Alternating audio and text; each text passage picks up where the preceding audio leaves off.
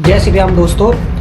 मैं social media के माध्यम से अपने सभी राम भक्तों से, सभी सनातनियों से एक सवाल पूछना चाहता हूँ कि हिंदू धर्म में जो चढ़ावा होता है, जो मंदिरों पे चढ़ता है, सदियों से चढ़ता आ रहा है वो, और उस चढ़ावे का क्या होता है।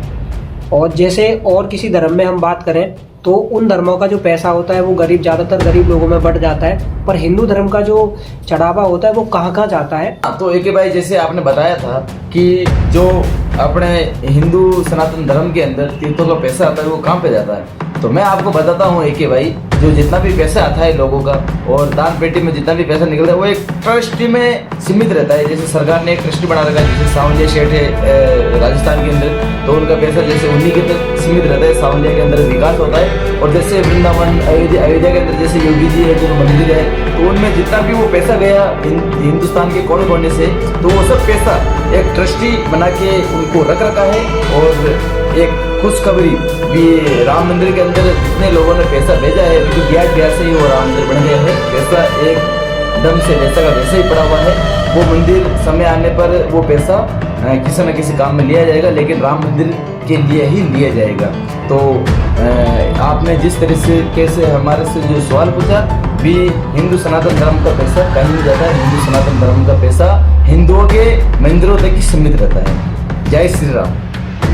ये जिस तरीका से आपने बताया ऐसा होता है, वो मंदिरों को ट्रस्ट में रहता है, तो क्यों हम इस पैसे का सही तरीका से इस्तेमाल नहीं कर पाते। जैसे मान के चलो हम उस पैसे का इस्तेमाल कर सकते हैं बच्चों को पढ़ाने के लिए, गरीबों की मदद करने के लिए, या किस तरीका से हम इसका इस्तेमाल कर सकते हैं वो आप हमें बताएं। जैसे जो एक भाई बता रहे हैं, देखो ऐसा है हमारे सनातन धर्म के अंदर, जैसे बहुत सारे ऐसे मंदिर है बड़े बड़े, जैसे सावरिया शेठ, जैसे वृंदावन के हो गए, जैसे बरसाना, अयोध्या धाम, तो इन सब का एक ट्रस्टी बना हुआ है और ये पैसा सब ट्रस्टी में जाता है। जैसे मान लो अयोध्या का जो मंदिर है उसमें इतना पैसा आया हुआ है कि जितना भी वो पैसा गया है लाखों करोड़ों की संख्याओं में, तो उन पैसों के ब्याज से ही जो राम मंदिर है वो खड़ा हो गया। तो वो जितना भी पैसा है, जैसे बड़े बड़े तीर्थ मंदिर है, तो उन जो जितने भी पैसे अकाउंट के अंदर पड़े हुए, मेरी सरकार से यही गुजारिश है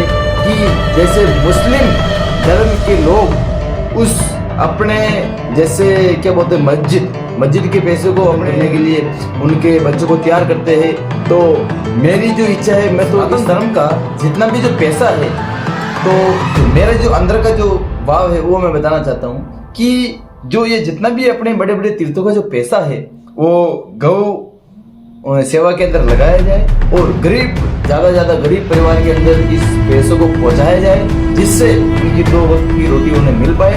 और जो लव जिहाद चल रहा है, तो अपने जो जितने भी हिंदू धर्म के नौजवान हैं उनको तैयार करने के लिए इन पैसों का उपयोग किया जाए।